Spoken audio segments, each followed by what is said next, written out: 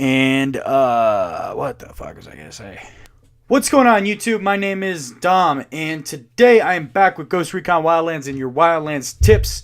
I took a little bit of a break, and now I'm back, and I'm enjoying the game more than ever. So I guess that's a good thing, right? But anyway, let's go ahead. Let's get right into this video. Again, my name is Dom, and this is your Ghost Recon Wildlands tips for the tech.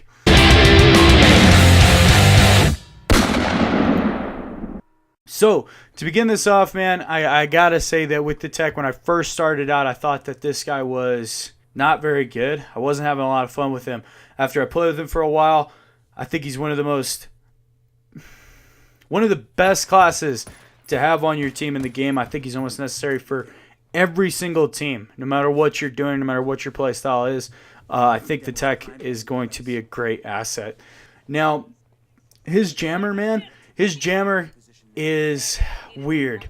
You can use this thing to be your greatest. This can be your best friend, or it can be your worst enemy, just depending on how you use it. So if you're running around, you're putting this shit right in the middle of an open fucking field, and you're right next to the enemy, and it's been, the match has gone on for 3 minutes now, you're gonna get killed. I'm telling you right now, you're gonna get fucking killed. But if you put it in a somewhat covered area that's got a lot of different hiding spots and whatnot, someplace where the enemy team has to run up, get real close in order to take it out, you are going to dominate with it. Simply because it forms a great distraction. You are going to be distracting people. You're distracting the enemy team. You are fucking with their head, and I love that, man. It also takes out the drones, which is insane. Now, so here's how you're going to want to use this thing. You're going to want to run in, get pretty close to the middle. I usually like to drop it so that it can cover the tower in the middle, whether you're playing uplink or whether it's the recon tower. I usually like to get so that my range is a little bit past that right there. As soon as I drop it, I'm outie and I'm going someplace else. But I have figured out that you can camp that thing. You can camp your jammer and you could probably get some kills. It's gonna be a really friggin' boring match, but totally up to you. If you want to do that, definitely works.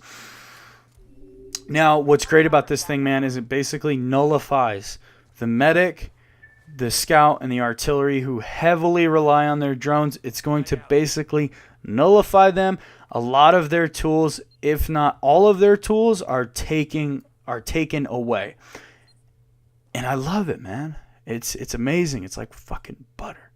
It's butter. He carries around with him his C4 and frag grenades. He has two frag grenades, 3 C4, but I gotta say right off the bat, man, that C4 is killer. That C4 is like so crucial, man. You will be clearing out rooms with that thing regularly. You can do that to cut off routes, like on common routes, like when you play Quarry, that little canal that's down on the side. I believe it's on the south side. Correct me if I'm wrong on that. But that little canal right there, people go through, religiously. So if you throw down some C4, someone gets marked in that area, detonate your C4, you can get kills pretty reliably. It's butter. But all in all, I use that for clearing out rooms the most, because a lot of times I have these encounters where I know where somebody's at and they know where I'm at, and I can just toss this C4 and get them pretty easily, especially because they don't really have an indicator. Now, his weapons, man, he carries around the submachine gun. I don't know what it's called because it has a weird name. And he has the semi-auto rifle. I believe that's the MK7. Correct me if I'm wrong. I believe that's what it's called. I don't even know.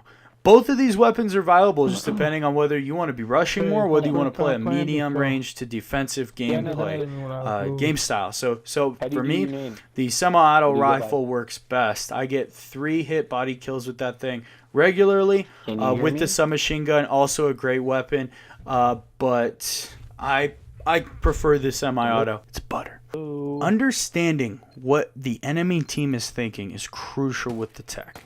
Right, you have to know what they're thinking. When you throw down a jammer, there's a few different things that could happen, and you have to be. It takes a little bit of experience to figure it out. So if you rush the middle, you have a feeling someone's by you, you can throw that thing down. You could try to send them reeling. A lot of times it'll be like, oh shit, he is right there, so I'm gonna book it, and you can listen for footsteps. If you got headphones, you can sound horror a little bit.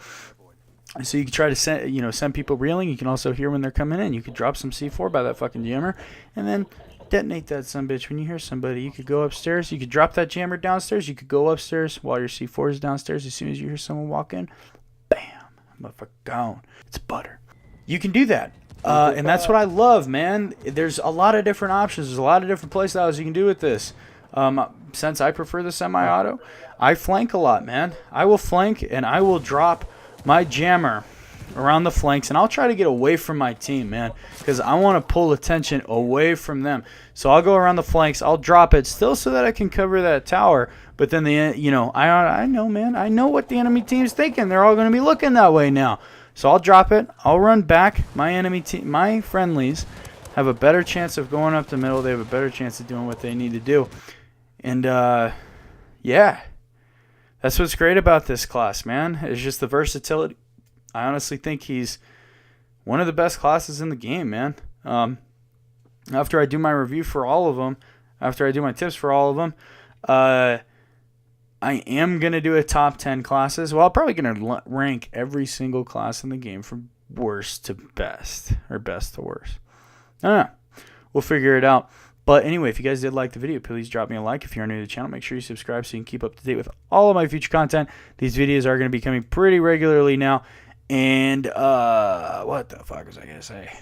And I am going to be doing a revisited series. So I'm going to do Wildlands tips revisited, because I have changed my mind on some of the other classes in the game.